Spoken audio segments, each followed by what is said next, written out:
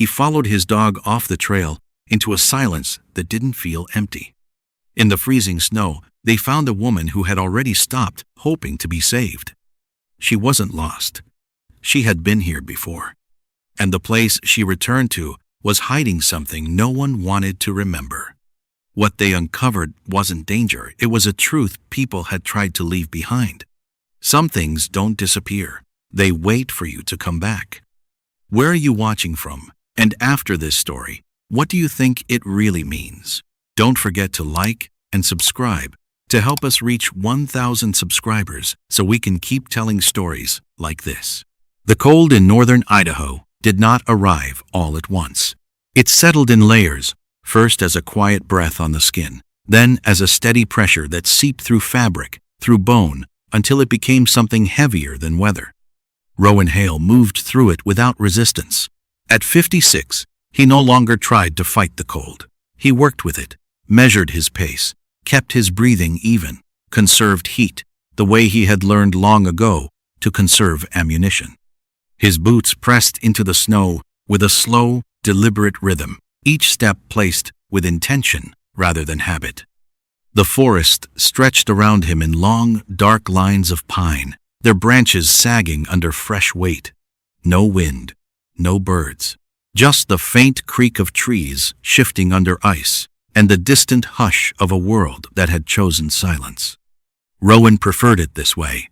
He wore a winter jacket the color of worn olive, the fabric broken in at the elbows, black jeans tucked into combat boots that had seen more terrain than most people ever would. Nothing about him was decorative.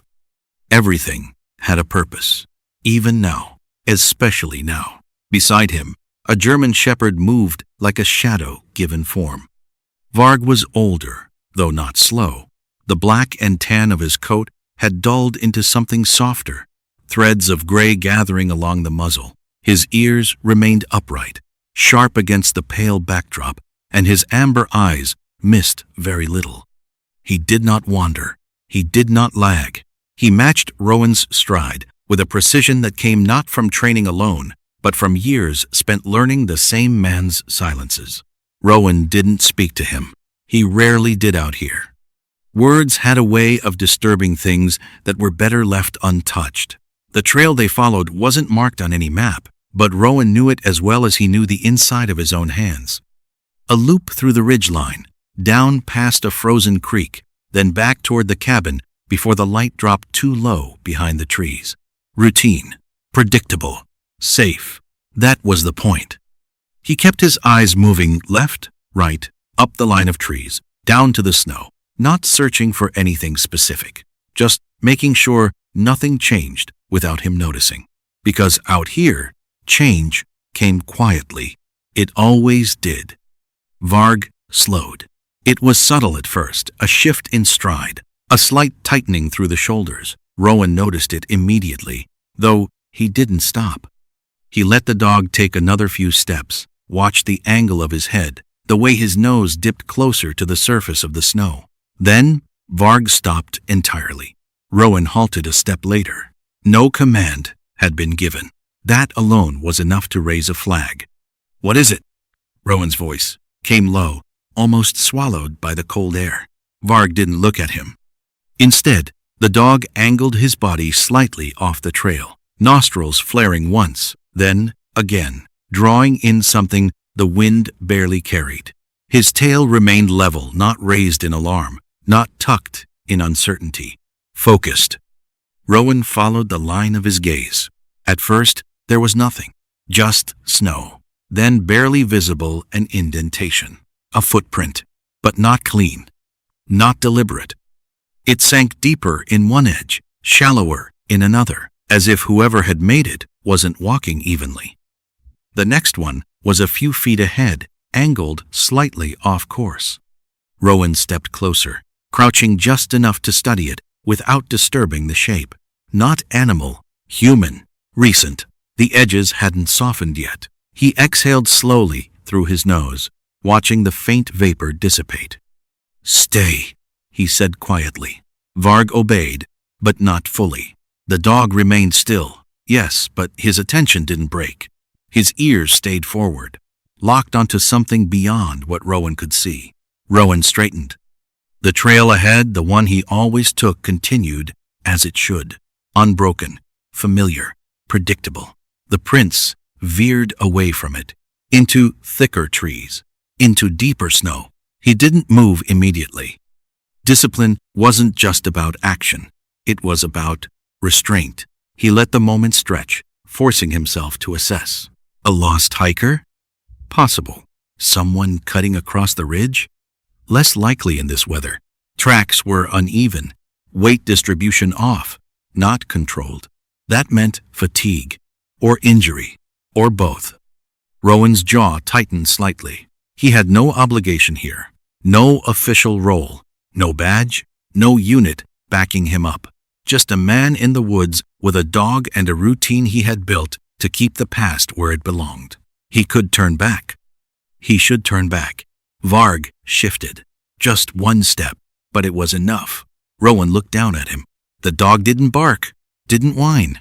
He simply held the direction, as if the path had already been chosen and he was waiting for Rowan to catch up.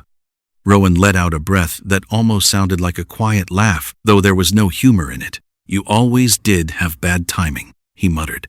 Varg's ear flicked, but he didn't move. For a long second, nothing changed. Then Rowan adjusted the strap on his jacket, rolled his shoulders once, and stepped off the trail.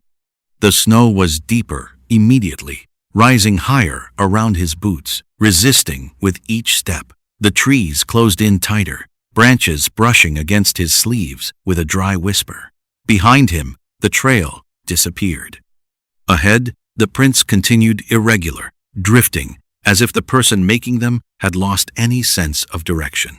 Rowan followed, not fast, not careless. Each step measured, his eyes scanning beyond the tracks, now reading the forest, listening for anything that didn't belong. Varg moved slightly ahead, not pulling, but leading just enough to maintain the line. The silence shifted, not louder, but different. There was something beneath it now, a faint disturbance in the pattern of stillness. Rowan slowed. "Easy," he said, under his breath. Varg's pace adjusted instantly. The prints grew deeper, then shallower, then stopped altogether. Rowan frowned. He took another step forward, then another, scanning left and right. Nothing. No continuation. No sign of where the person had gone. Just an empty patch of snow surrounded by trees that seemed to lean inward, closing the space. He turned slightly, eyes narrowing as he searched for any break in the pattern. And then he saw it. A faint mark dragged, not stepped. Something had shifted off to the side. Varg caught it at the same time. The dog moved, cutting right, nose low again, tracing the disturbance with renewed intensity. Rowan followed. The ground dipped slightly, forming a shallow hollow between two clusters of pine. The snow there was uneven, packed down in places, disturbed in others. Rowan's pulse didn't spike. It never did anymore. But something in his chest tightened, not fear, not urgency, recognition. He had seen scenes like this before. Different terrain, different war, same quiet before something was found. Varg stopped, completely still. Rowan came up beside him, and then he saw it. At first, it didn't register as a person, just a shape, a slumped form against the base of a tree, half shadowed by branches heavy with snow. Then the details resolved. A coat, layers, a hand pale against the dark fabric. Rowan didn't rush forward. He approached slowly, eyes scanning the surrounding area, first habit ingrained too deep to ignore. No movement, no sound, just the faint rise and fall of something that might have been breath. He stepped closer, close enough now to see the face. An older woman, 70s maybe, skin drawn tight with cold, lips slightly parted, eyes open but unfocused, staring at nothing in particular. Not panic, not confusion, something quieter, something heavier. She didn't react when he knelt beside her, didn't flinch, didn't speak. Rowan studied her quickly. Clothing layered properly, though not enough for prolonged exposure. Gloves missing from one hand, a thermos lying tipped over nearby, its contents long frozen. There were charred fragments of wood a few feet away, a failed attempt at fire. She had tried, at some point, then stopped. Varg moved in without being told. Slowly, deliberately, he lowered himself beside her, pressing the length of his body against her arm, offering warmth without intrusion. The woman's gaze shifted, just slightly, not to Rowan, to the dog. Her breathing changed, barely noticeable, but there. A hitch, a pause, then a deeper inhale. Rowan watched it happen, watched the smallest sign of resistance return to a body that had nearly given up. "Ma'am," he said, voice steady, controlled. No response. He tried again. "You can hear me?" Her eyes blinked. Once. Slow. Not an answer, but not nothing. Rowan exhaled quietly. He reached out, gloved hand resting lightly against her shoulder, firm enough to ground, not enough to startle. "You're not staying out here," he said.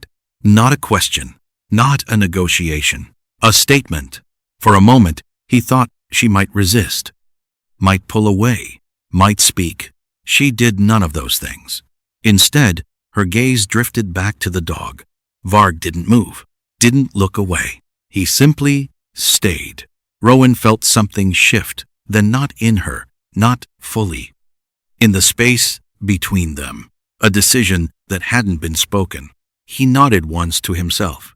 "All right," he murmured. He adjusted his stance, preparing to lift her, calculating weight, balance, distance, back to the trail, then to the cabin beyond. It wouldn't be easy, but it was manageable. He had carried worse, for reasons that had made less sense. As he moved, the woman's fingers, stiff, slow, closed just slightly into Varg's fur. Not gripping, just holding. Rowan paused, only for a second. Then he continued. Behind them, the forest remained silent. Ahead, the path no longer existed. But Rowan had already stepped off it, and this time he wasn't turning back. The forest did not make it easy for them to leave. Snow resisted every step, rising past Rowan's ankles, sometimes higher where the ground dipped unseen beneath the white. The cold deepened as the light shifted. What little warmth the afternoon had offered was already fading into something sharper, more deliberate. Rowan adjusted his grip on the woman, lifting her weight higher against his shoulder. She was lighter than he expected. That was never a good sign. "Stay with me," he said, not raising his voice, not softening it either, just enough to give the words shape. Her head tilted slightly against his jacket. No answer. But her breathing, uneven, shallow, still moved. That was enough. Varg stayed close, no longer ahead, no longer leading. He moved in tight circles around Rowan's legs, occasionally stepping forward to check the path, then returning again. Not restless, not anxious, guarding. Rowan followed the route back the way he remembered it, not the way they came. The forest changed too easily for that. Instead, he navigated by slope, by tree density, by the way the wind, or lack of it, settled in certain pockets. He had learned long ago that paths weren't things you saw. They were things you read. The woman shifted slightly in his arms. A small movement, but enough to pull his attention. "Don't try to move," he said. Her lips parted. For a moment, he thought she might speak. Instead, a breath came out, thin, fragile, almost like something breaking. Rowan tightened his hold just enough to steady her. He didn't ask questions. Not here. Not now. Questions belong to places with walls. The terrain sloped upward, then leveled out into a narrow ridge where the trees spaced just enough to let a dull gray light seep through. Rowan recognized it. He was close. Another half-mile, maybe less. Varg slowed. Rowan noticed immediately. The dog's ears lifted, not toward the woods this time, but toward the woman. His head angled slightly, watching her face more than the path ahead. Rowan stopped. "What is it?" Varg didn't move. The woman's breathing had changed again. Slower. Too slow. Rowan lowered her carefully, easing her down onto the packed snow, supporting her back against a fallen log. His gloves moved quickly, checking pulse at the neck weak, but there. Her eyes fluttered. Half open now. Not focused. But not gone. Rowan pulled off one glove, pressing the back of his bare fingers against her cheek. Cold, but not the kind that had settled all the way in. Not yet. He reached into his jacket, pulling out a small metal flask, not alcohol, just warm water he had kept close to his body. He unscrewed the cap, bringing it to her lips. Small sip, he said. She didn't respond. Rowan angled the flask slightly, letting a drop touch her lower lip. It lingered there. Then, slowly, her mouth moved. A reflex, but a useful one. He waited. Another drop. Another small swallow. Varg lowered himself beside her again, pressing against her side. The woman's hand shifted. Not searching. Not reaching. Just moving without direction. It brushed against the dog's fur. Paused. Then, barely, her fingers curled again. Rowan watched it happen. Something in his chest tightened. Not sharp. Not sudden. Just there. He didn't name it. Didn't need to. Good, he said quietly, though he wasn't sure if the word was meant for her, the dog, or himself. He let her rest for a minute. No longer. Time mattered now in a different way. He pulled his glove back on, adjusted his grip again, and lifted her once more. This time, she didn't feel quite as limp. Not strong, not even close, but not gone either. That was enough. They moved again. The ridge gave way to a narrow descent, the snow thinning slightly where wind had cut through earlier. Rowan picked his way carefully, boots finding firmer ground beneath the surface. The trees opened just enough to reveal a darker line ahead. His cabin, not visible yet, but near. Varg moved forward now, faster than before, disappearing briefly between the trunks. Rowan didn't call him back. He knew where the dog was going. By the time Rowan reached the edge of the clearing, the door to the cabin stood open. Varg waited just inside. Rowan stepped through without hesitation, kicking the door shut behind him with the heel of his boot. The warmth inside wasn't immediate. It never was. Cabins didn't hold heat the way people imagined. They held memory of it. Rowan crossed the small room, laying the woman carefully on the narrow cot against the far wall. He moved with practiced efficiency, not rushed, not hesitant. Fire. He knelt at the stove, hands working through the motions, kindling, strike, breath. The flame caught slowly, then steadied, building into something that could be trusted. He didn't look back at her right away, not until the fire had taken. Then he stood. Varg had already positioned himself beside the cot. The dog's head rested near the woman's shoulder, eyes open, watching not Rowan, not the room, her. Rowan stepped closer, pulling a blanket from a shelf and laying it over her. He didn't wrap her tight. Not yet. Slow warmth. Always slow. He reached for another cloth, dipping it into a small basin of water he had kept near the stove. He wrung it out, then pressed it gently against her hands. Her skin didn't pull away this time. A small improvement. He worked methodically, hands, wrists, neck, bringing circulation back in increments rather than forcing it. Time stretched. The kind of time that didn't move forward so much as settle. At some point, her eyes opened again. This time, they stayed open longer. They moved not far, not searching, but aware. Rowan noticed. "You're inside," he said. Her gaze shifted slightly, toward the fire, then to the dog. Still no words. But something had changed. Not enough to name, just enough to recognize. Rowan stepped back, giving space without leaving. He leaned against the wall, arms resting loosely at his sides, watching without staring. Minutes passed. Then more. Finally, her lips moved. Not much, just enough. The sound barely carried. Rowan didn't move closer, didn't press. He waited. Her throat worked again. Cold. It wasn't a complaint. Just a statement. Rowan nodded once. Yeah, he said, you were. Her eyes flickered, not understanding, not questioning, just registering. Silence returned. But it was different now. Not empty. Not final. Varg shifted slightly, adjusting his weight without breaking contact. The woman's fingers moved again, more deliberate this time, resting lightly against the dog's fur. Rowan watched it, then looked away. Not out of discomfort, out of respect. He moved back to the stove, adjusting the flame, adding another piece of wood. The fire responded, growing steadier, stronger. Behind him, the woman's breathing deepened, still uneven, but anchored now. Rowan stood there for a long moment, listening to it, measuring it. Not as a medic, not as a soldier, just as a man who had learned, over time, how fragile that sound could be. When he turned back, her eyes were closed again. Not gone, just resting. Varg remained where he was, unmoving, unwavering. Rowan crossed the room once more, pulling a chair closer to the cot. He sat, leaning forward slightly, forearms resting on his knees. He didn't speak. There was nothing left to say. Outside, the cold pressed against the cabin walls, patient as ever.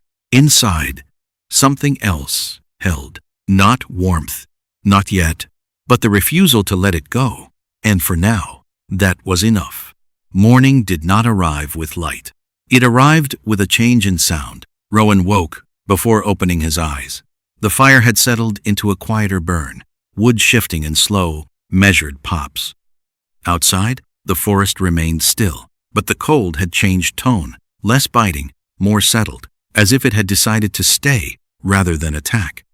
He sat up on the chair beside the cot, joints stiff but responsive. Sleep had come in fragments, not rest so much as pauses between awareness. That was enough. It always had been. Varg lifted his head immediately. The dog hadn't moved far from the woman during the night.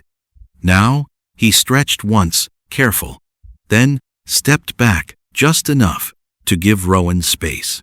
Rowan glanced at the cot. Eleanor Voss was still there, still breathing. That alone was the first measure. The second was in her posture. She was no longer curled inward. Her shoulders had loosened, just slightly, as if the body had stopped preparing for an end and begun negotiating something else. Rowan stood, crossing to the stove. He added a small piece of wood, adjusted the damper, then poured water into a dented kettle. Routine again, but different now. Not to maintain himself, to maintain two people. He set a mug beside the kettle and glanced back. Eleanor's eyes were open, not fully, but enough. She wasn't looking at the fire this time. She was looking at the ceiling, tracking something invisible. "You're still here," Rowan said, voice quiet but clear. It wasn't a question. Her gaze shifted, slow but deliberate, until it found him. For a moment, there was nothing in it. Then something surfaced, not recognition, not relief. Awareness. "I thought—" Her voice broke before the sentence could form. Rowan didn't fill it in, didn't help her finish. He simply nodded once, as if the unfinished thought was enough. "You didn't," he said. The kettle began to hum softly. Eleanor blinked, the movement slower than it should have been, but steadier than before. Her eyes drifted again, this time not to Rowan, to Varg. The dog stood near the edge of the cot, not pressing in now, not guarding, just present. Eleanor watched him with a kind of stillness that wasn't empty, more like measuring.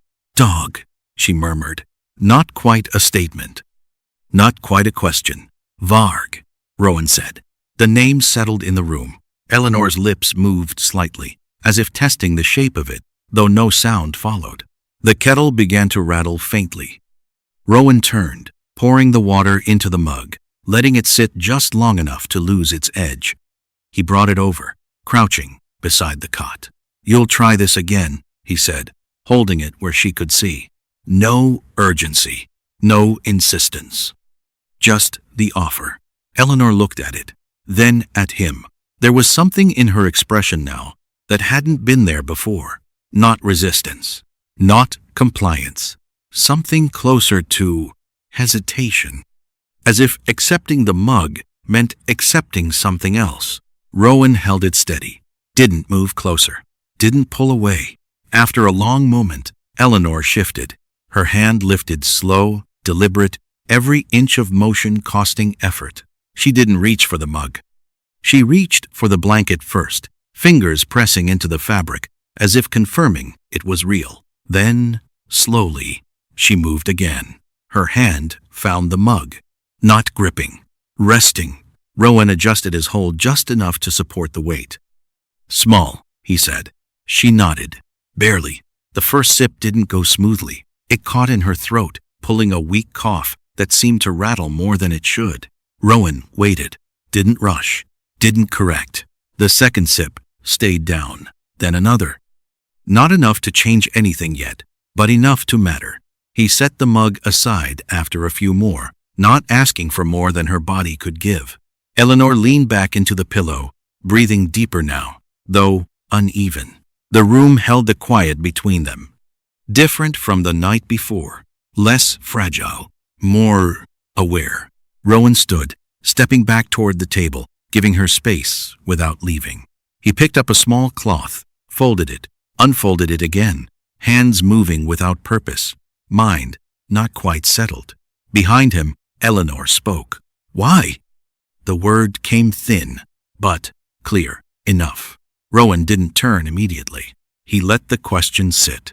Not because he didn't hear, because he did, too well. Finally, he faced her. "Why what?" Her eyes found him again, more direct this time. "Why bring me here? Not save, not help, bring." Rowan leaned back against the wall, arms crossing loosely. He considered the answer. Not the easy one. Not the expected one. The true one. "You were there," he said. It sounded insufficient, even as he spoke it. Eleanor's brow tightened faintly. "That's all?" Rowan shook his head once. "No," he admitted.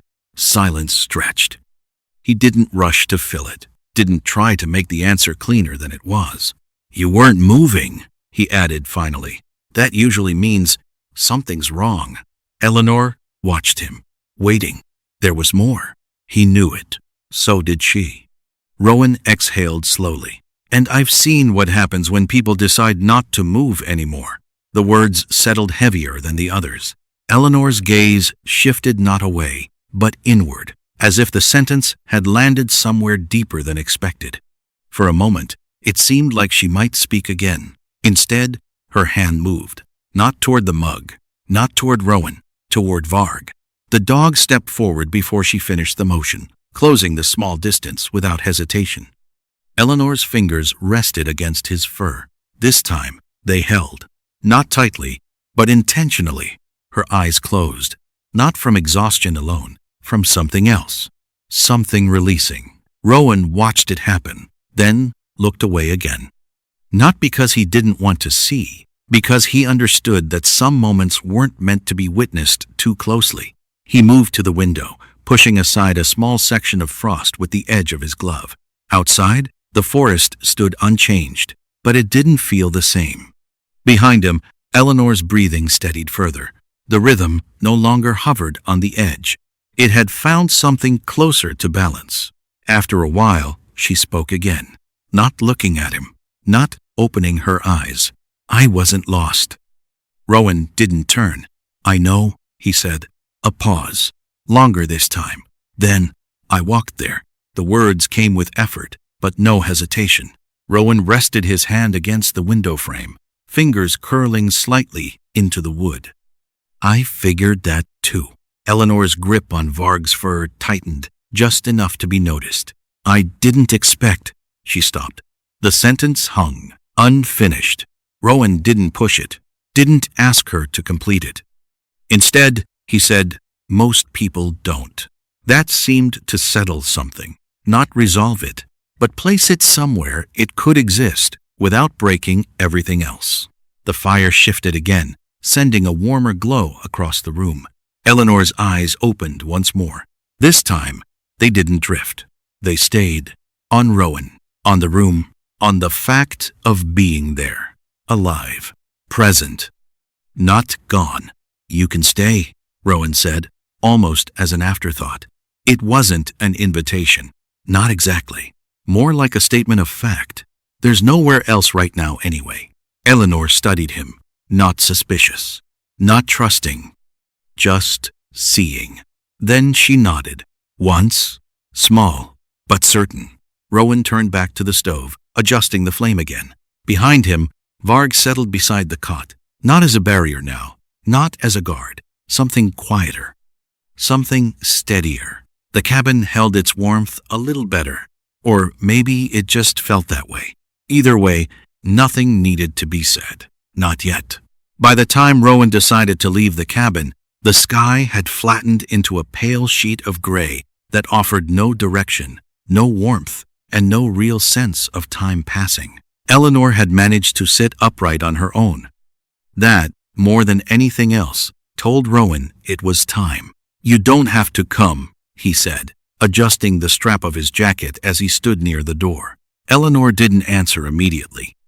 She was sitting on the edge of the cot, one hand resting loosely on the wool blanket, the other curled slightly against her thigh, as if still remembering the cold. Her posture wasn't strong, but it wasn't collapsing either. It was held. I do, she said finally.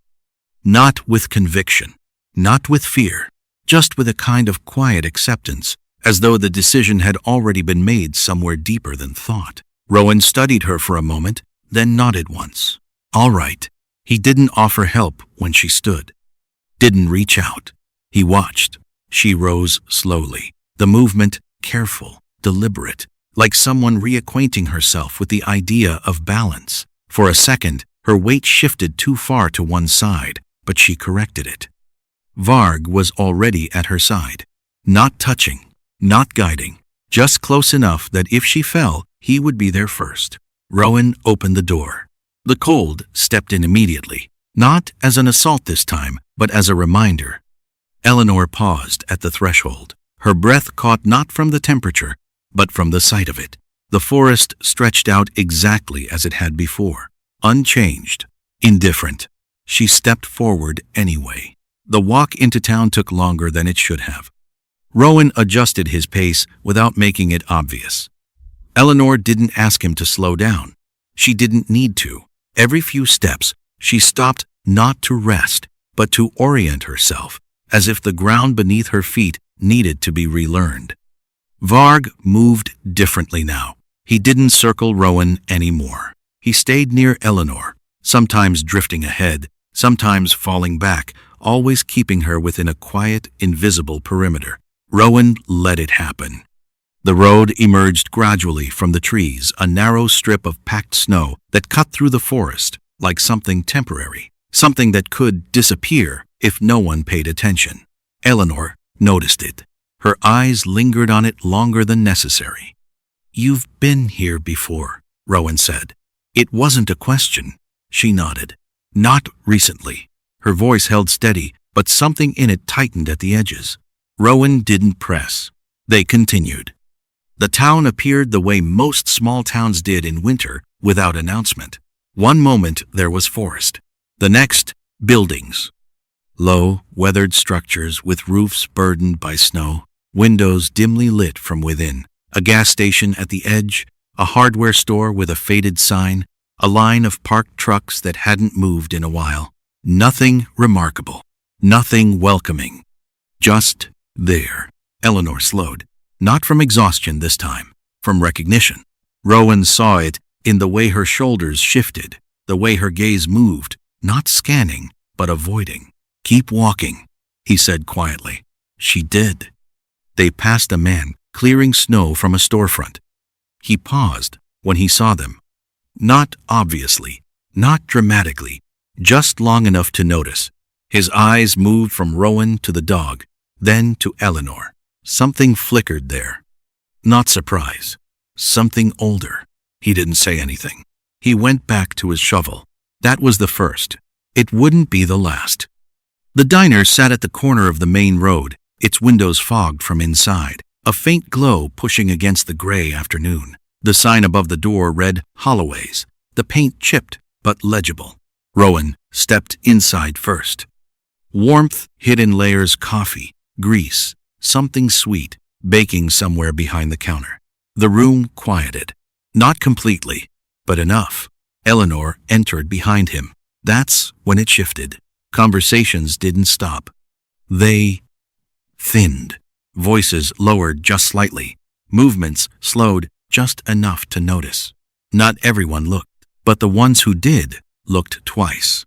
Rowan didn't react. He moved toward a booth near the back, one that gave him a clear line of sight to the door and most of the room. Habit. Always habit. Eleanor slid into the seat opposite him, her hands resting flat on the table as if anchoring herself to it. Varg settled beside her, not under the table, not hidden, visible, a presence. A woman approached from behind the counter. Mid-40s, maybe older, with dark hair pulled back loosely and sleeves rolled just past her elbows. Her posture was straight, not stiff, and her eyes held a kind of steadiness that came from watching people long enough to know when not to ask questions. Grace Holloway. She didn't look at Rowan first. She looked at Eleanor. Not quickly, not sharply, just directly. "Coffee?" she asked. Eleanor hesitated. Not because she didn't understand the question, because it required an answer. "Yes," she said finally. Grace nodded once, as if that had been enough. She turned to Rowan. "You'll have the same." It wasn't phrased as a question. Rowan inclined his head slightly. Grace left without another word. Eleanor's gaze followed her for a moment, then dropped. Her fingers curled slightly against the table. Rowan noticed. "You can leave," he said. The words came out evenly. No pressure, no expectation. Eleanor looked up. "Leave where?" Rowan didn't answer immediately. He let the question sit between them. "Then, anywhere that isn't here." Eleanor's lips parted, then closed again. Her eyes shifted not to Rowan, not to the room, to the window. Outside, the road stretched back toward the forest, untouched, waiting. For a moment, it seemed like she might stand, might walk out, might continue the path she had already chosen once. Instead, she stayed. Grace returned, with 2 mugs, setting them down without ceremony. The coffee was dark, strong, the kind that didn't pretend to be anything else. She lingered for a second longer than necessary. Then, "You'll need to see Briggs," she said, not lowering her voice, not hiding it. Eleanor's shoulders stiffened. Rowan's gaze lifted. "Why?" he asked. Grace wiped her hands on a cloth that had already seen too much use. "Because he's already seen you," she replied. Rowan followed her line of sight. Near the front window, a man stood just inside the door, snow still clinging to his boots. He hadn't removed his coat. Didn't need to. He carried the room with him. Deputy Nolan Briggs, late 50s, broad through the shoulders, face worn in a way that spoke more of time than hardship. His eyes moved slowly across the diner, not searching, cataloging. They settled on Rowan, then on Eleanor. Not surprise, not judgment, recognition. He walked over without hurry. No one stopped him. No one spoke. Briggs pulled out the chair at the end of the booth, but didn't sit. "You found her," he said. Rowan didn't answer. Didn't need to. Briggs nodded slightly, as if confirming something he already knew. His gaze shifted to Eleanor. He didn't soften it, didn't harden it either. He just looked. "You've been gone a while," he said. Eleanor held his gaze for a second, then lowered it. Yes, Briggs didn't ask where, didn't ask why. Instead, he said, people noticed. Eleanor's fingers tightened around the mug. Rowan watched the exchange without interrupting. There was no tension in the usual sense, no raised voices, no accusations, but something heavier sat beneath it, something that didn't need to be spoken to be understood. Briggs straightened. "You're not in trouble," he added, almost as an afterthought. Then, after a pause, "But that doesn't mean things are the same." Eleanor nodded. "Once. That seemed to be enough." Briggs turned to Rowan. You staying in town? For a bit. Briggs studied him for a moment longer, then gave a short nod. Keep her warm, he said. Not an order. Not quite. Then he walked away. The room resumed. Not fully, but enough to move forward. Eleanor stared into her coffee. She didn't drink it. Not yet. Rowan leaned back slightly, watching her, not closely, not intrusively, just enough. After a long time, she spoke. They didn't forget. Rowan shook his head. No. She let out a breath that might have been a laugh if it had carried any sound. I didn't think they would. Rowan didn't respond. There wasn't anything to say that wouldn't sound like comfort. And comfort wasn't what this was. Eleanor lifted the mug. This time, she drank. Slow, careful, intentional. The warmth didn't change anything on the surface. But something beneath it shifted. Not healed, not resolved, just acknowledged. Varg rested his head lightly against her leg. She didn't move away. They didn't stay long after the coffee cooled. Not because they were asked to leave. No one in the diner said a word. But silence, Rowan had learned long ago, could be more persuasive than anything spoken aloud. He stood first. Eleanor followed not immediately, but without hesitation. Varg rose before either of them moved. Outside, the cold felt sharper than before. Not because the temperature had dropped, because something had changed. The town behind them had weight now. Not the kind that held you, the kind that followed. They didn't take the same road back. Rowan turned away from the main path before they reached the edge of town, cutting toward a narrow trail that curved behind a line of bare birch trees. Eleanor noticed. You're not going back the same way, she said. Rowan shook his head. Too many eyes on that one. She didn't ask who, didn't need to.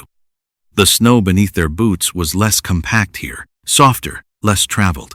Each step sank slightly, demanding more effort. Eleanor adjusted. Slower, more deliberate. But she didn't stop. That was new. Varg moved ahead this time. Not scanning, not searching, just leading, in the quiet, instinctive way he sometimes did when he understood something Rowan hadn't said out loud. Rowan let him. They reached the clearing just before the cabin. Rowan stopped. Not abruptly. Just enough. Eleanor took 2 more steps before realizing. She turned back. What is it? Rowan didn't answer right away. He was looking at the ground, at the snow, more precisely at what had disturbed it. Eleanor followed his gaze. At first, she saw nothing, just uneven patches, wind-scattered patterns. Then, tracks. Not theirs, not recent enough to still be sharp, but not old enough to belong to another storm. Boot prints. 2 sets. Eleanor's breath caught not from fear, not exactly. Recognition again, of something she had hoped not to see. Rowan crouched slightly, gloved fingers brushing along the edge of one print without touching it. Not last night, he said quietly. Before that.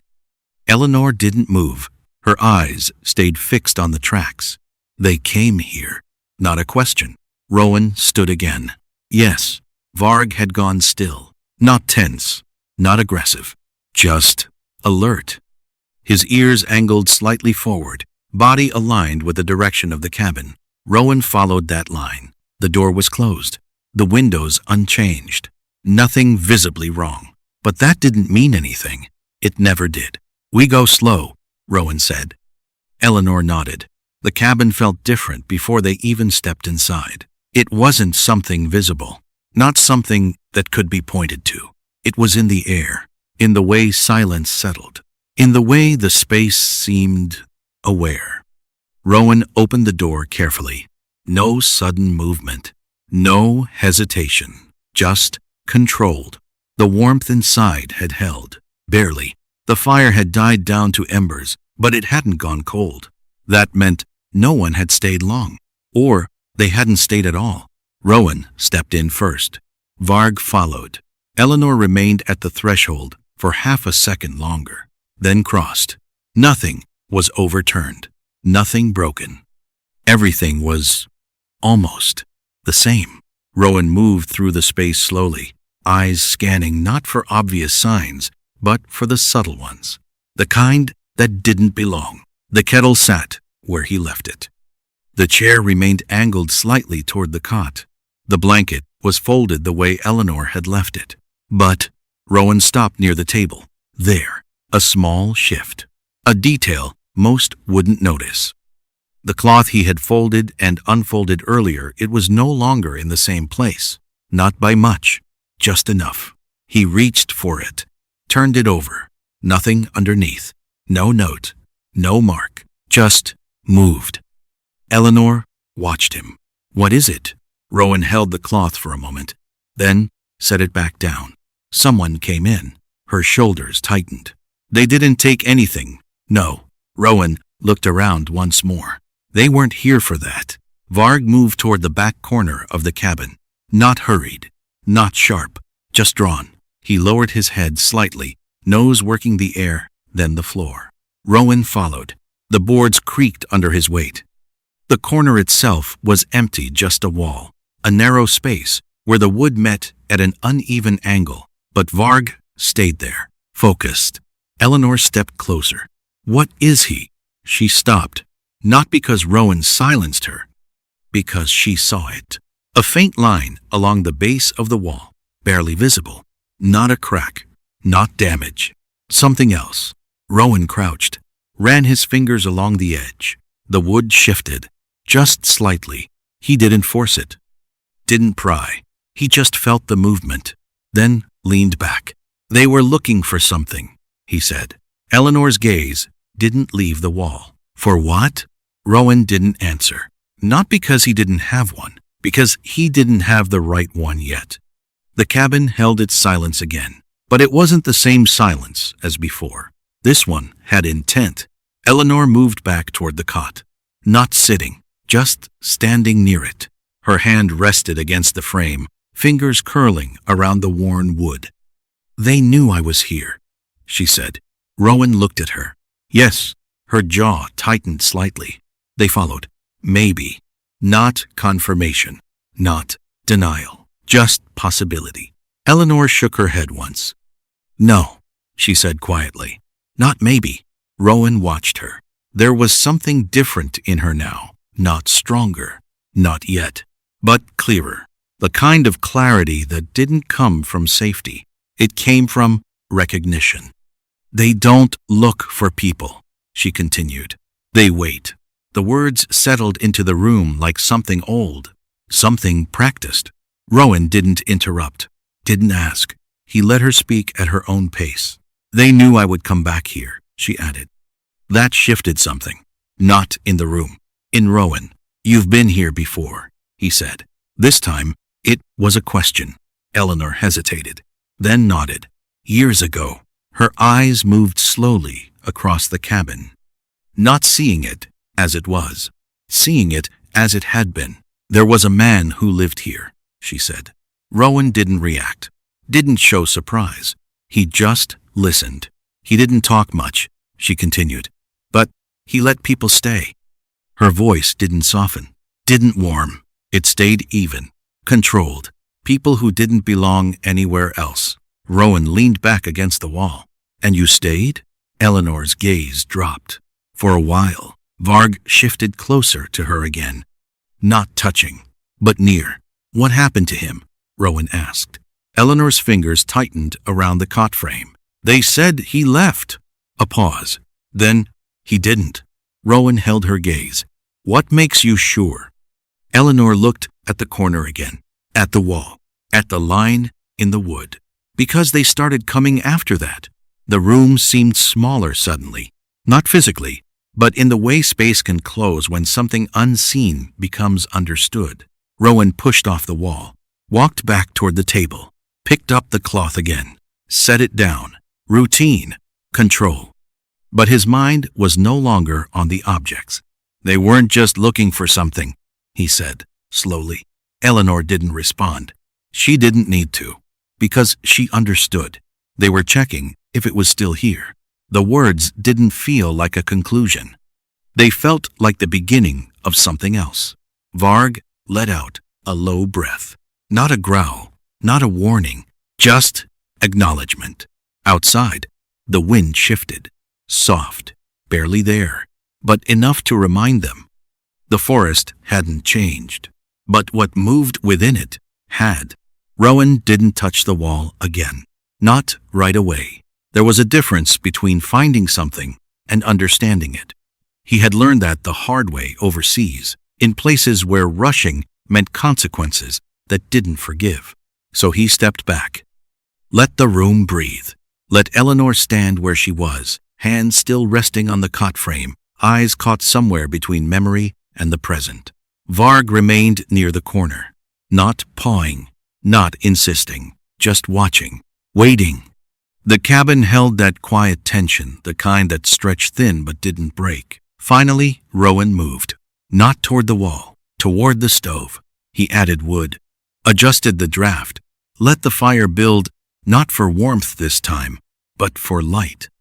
More light meant fewer assumptions. Eleanor noticed. You're not opening it. Rowan glanced at her. Not yet. She frowned slightly. Why? Rowan leaned one hand against the table, eyes flicking back to the corner. Because if someone came here looking for it, he said slowly, they'll come back. Eleanor's breath caught, not sharply, but enough. And you want to be here when they do. Rowan didn't answer. Didn't need to. Time passed differently after that.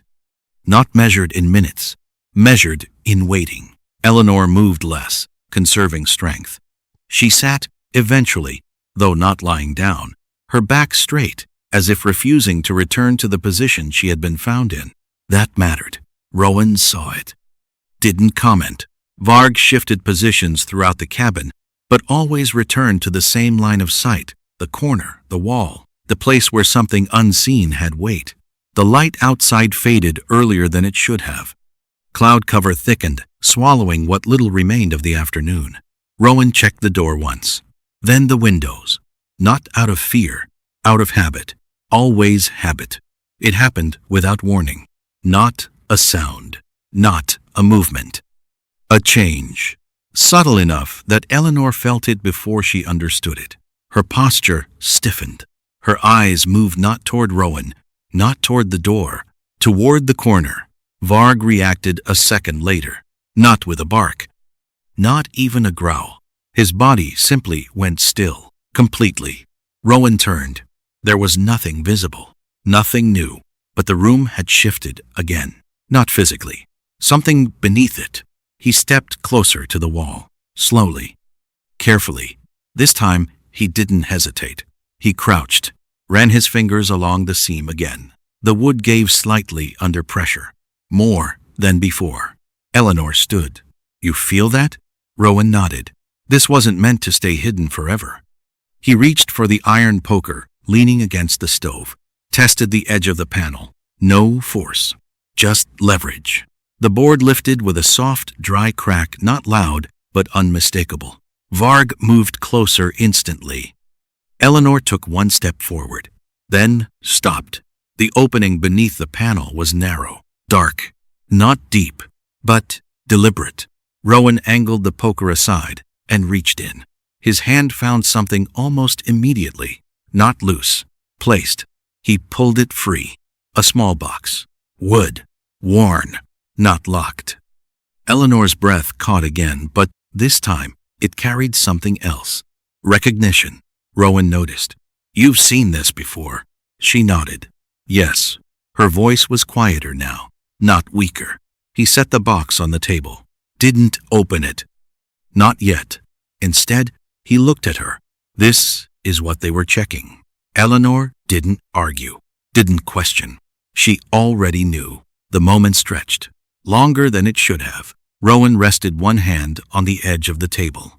Then, finally, he opened the box. Inside, not money, not valuables. Paper, folded, layered, old. The kind of paper that had been handled too many times and not enough at once. Rowan lifted the top sheet carefully. Handwritten, not neat, but precise. Eleanor stepped closer, close enough now to see. Her hand hovered near the edge of the table, not touching, not yet. What is it? Rowan asked. Eleanor didn't answer immediately. Her eyes moved across the page. reading, not quickly, not slowly, just absorbing. Then he kept records. Rowan frowned slightly. Of what? Eleanor swallowed. People. That word landed differently. Rowan's grip on the paper tightened slightly. People how? Eleanor's gaze didn't leave the page. People who came here, she said. People who didn't belong anywhere else. Her voice was steady. Too steady. Rowan turned another page. More names. More notes. Dates. Short lines. Not descriptions. Observations. She stayed 3 nights. Didn't speak. Left before dawn. He drank too much. Broke the window. Fixed it himself the next day. Came back after a year. Didn't recognize the place. Rowan's jaw tightened. This isn't just a journal. Eleanor shook her head. No. Her hand finally touched the edge of the paper. Light. Careful. He was keeping track. Rowan looked at her. For who? That was the question. The one that mattered. Eleanor didn't answer. Not because she didn't want to. Because she didn't know. Varg shifted suddenly. Not toward the table. Toward the door. This time, it wasn't subtle. A low sound built in his chest. Not loud, but unmistakable. Rowan set the paper down. Moved. Not rushed. Not slow. Just ready. He reached the door in 3 steps. Paused. Listened. Nothing. Then, a sound. Soft. Snow shifting under weight. Outside. Eleanor didn't move. Didn't speak. She didn't need to. Rowan opened the door. Just enough. Cold air slipped in, along with something else. Presence. A figure stood at the edge of the clearing.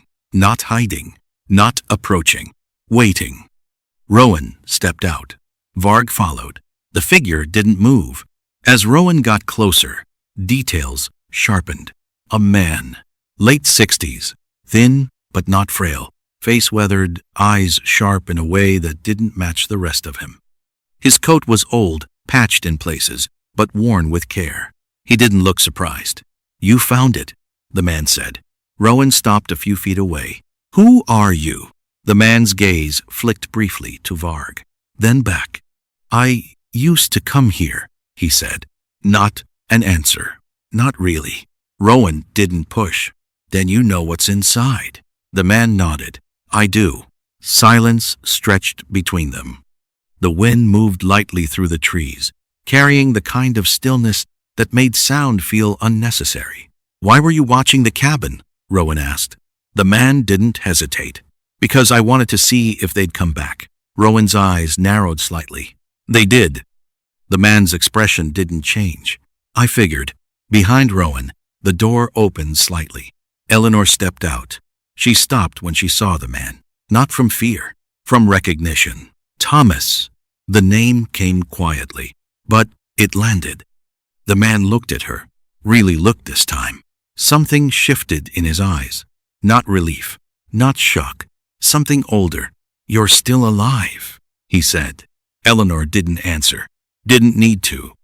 They stood there, the 3 of them, the space between them filled with something that had been waiting longer than any of them had realized. Rowan glanced back toward the cabin, at the open door, at the box on the table, then back at the man. You're going to tell us what this is, Rowan said. Not a question. Thomas nodded slowly. Yes, but he didn't move forward.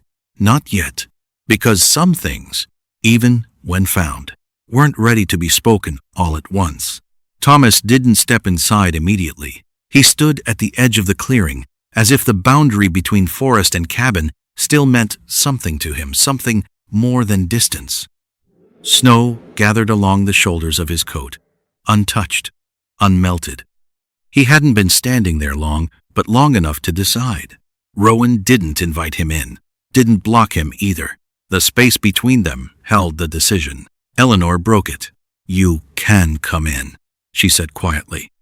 Thomas looked at her, not the way he had before, not searching for confirmation that she was alive, but something else, measuring, remembering. Then he nodded once and stepped forward. Inside, the cabin shifted again, not in tension this time, but in gravity. Thomas removed his gloves slowly, placing them near the door.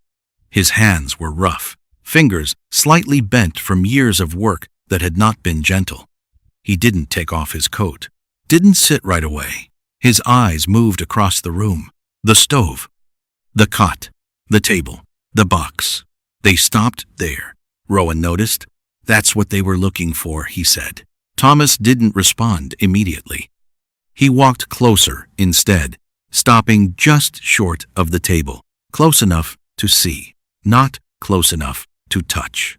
They always come back for records, he said finally. His voice was low, worn, but steady. Rowan leaned back slightly, watching him. Why? Thomas let out a breath that might have been a quiet laugh if it had carried any humor. Because records don't forget, he said. Eleanor stepped closer. You kept them, she said. Thomas shook his head. No, he replied. He did. That answer settled differently. Rowan's eyes narrowed slightly. The man who lived here. Thomas nodded. Elias. The name filled the space like something that had been waiting for a long time to be spoken again. Eleanor closed her eyes briefly. Not from pain, from recognition. He said he was just helping people, she murmured. Thomas's expression didn't change. He was, he said.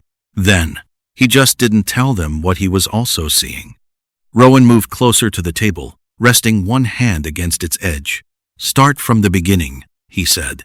Not an order, not a demand, but something that didn't leave much room for anything else. Thomas nodded slowly. Then finally, he sat. Not comfortably, not like a guest, like someone preparing to stay long enough to finish something that had already taken too long. People came here, Thomas began. His eyes didn't lift from the table. They came because they had nowhere else. Some passed through. Some stayed longer. Some didn't leave the way they arrived. Eleanor's fingers tightened slightly at her sides. Rowan didn't interrupt. Thomas continued. Elias didn't ask questions, he said. Not the kind people expect. He didn't want stories. He wanted patterns. Rowan's gaze shifted to the papers in the box. That's what this is. Yes. Thomas leaned forward slightly, resting his elbows on his knees. He wrote down what people did, not what they said, where they stood, what they touched, what they avoided. 1. Eleanor frowned. Why? Thomas finally looked up, because he realized something. Silence stretched. Rowan waited. Thomas didn't rush. He realized that the people who came here weren't just lost, he said. They were leaving something behind. Eleanor's breath caught, not loud, but enough. And? Rowan asked. Thomas's eyes moved to her, then back. And sometimes, he said, what they left didn't stay gone. The words didn't land like a revelation. They settled, slow, heavy. Rowan didn't react outwardly, but something in his posture shifted. Not disbelief, not acceptance, calculation. Eleanor shook her head slightly. That doesn't make sense. Thomas didn't argue. It didn't to him either, he said. At first, he reached toward the box, paused, then pulled his hand back, didn't touch it. He started noticing the same things, Thomas continued. People coming back. Not always the same, not always aware, but drawn. Lined? Rowan's voice was quieter now. Drawn to what? Thomas didn't answer immediately. Instead, he looked toward the corner, the wall, the place where the box had been hidden. Here, he said. Varg shifted, not aggressively, but with intention. He moved closer to Eleanor again, pressing lightly against her leg. Not protection, grounding. Eleanor placed a hand on his back without looking down. Her gaze stayed on Thomas. You think that's why I came back? She said. Thomas met her eyes. I know it is. That was the moment. Not loud, not sudden, but something changed. Eleanor didn't look away, didn't deny it, but something in her expression tightened not in fear, in resistance. I walked into that forest because I chose to, she said. Her voice held more strength than before, more weight. Thomas nodded. I'm not saying you didn't. Rowan stepped in then, not physically, just enough to shift the direction. What are they looking for? He asked.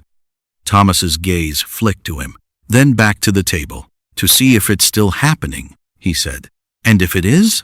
Thomas's jaw tightened slightly. They make sure it stops. That landed harder than anything else. Rowan's eyes narrowed. How?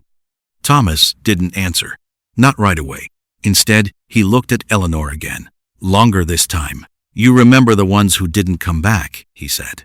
It wasn't a question. Eleanor's fingers pressed harder into Varg's fur. Her breathing shifted. Not shallow. Not weak. But controlled. Yes. That single word carried more than anything she had said before. Rowan felt it. Didn't show it. Thomas leaned back slightly. That's what this place became, he said. Not just shelter. His eyes moved across the room. This was where things surfaced. The fire cracked softly behind them. The sound filled the silence, just enough to keep it from closing completely. Rowan turned slightly, pacing once not restlessly, but deliberately. Then stopped. You've been watching this cabin, he said. Thomas nodded. Yes. For how long? Since Elias disappeared. Rowan turned back. And you never came in? Thomas's expression didn't change. I didn't want to change anything. That answer wasn't enough. Rowan knew it. Thomas knew it too. But it was the only one he gave. Eleanor stepped forward. Not toward Thomas. Toward the table. She looked down at the box. At the papers. At the years that had been written into them. Then she did something she hadn't done before. She picked one up. Not carefully. Not cautiously. Firmly. As if claiming it. Rowan watched. Didn't stop her. Thomas didn't move. Eleanor scanned the page quickly. Her eyes moving faster than before. Then she stopped. Her fingers tightened. This is mine, she said. Rowan stepped closer. What? She turned the paper slightly. Just enough for him to see. A date. Years ago. A line. She sat by the window. Didn't speak. Left before snow. Eleanor's voice didn't break. But something inside it shifted. That was me. The room didn't move. Didn't react. But the weight changed again. Thomas nodded slowly. Yes. Eleanor looked up. Not at him. At Rowan. Something new in her eyes now. Not confusion. Not fear. Understanding. But not the kind that settled. The kind that unsettled everything else. They weren't watching the cabin, she said quietly. Rowan's gaze locked onto hers. They were watching the people who came back. Varg exhaled slowly. A long breath. Not tension. Release. The fire burned steadier now. The cabin held. But not the way it had before. Now it held something else. Not just memory. Not just silence. Recognition. And that didn't leave as easily as it came. Some things we try to leave behind don't disappear. They wait quietly until we're ready to face them. This story reminds us that healing doesn't come from running, but from returning with courage, even when it hurts. In everyday life, we all carry pieces of the past we don't fully understand. But sometimes, the smallest act, staying, listening, or simply not walking away, can begin to change everything. If this story meant something to you, take a moment to share your thoughts below. And if you believe in stories that reveal the quiet strength in people, consider subscribing to stay with us on this journey. May you find the courage to face what calls you back and the peace that follows when you do.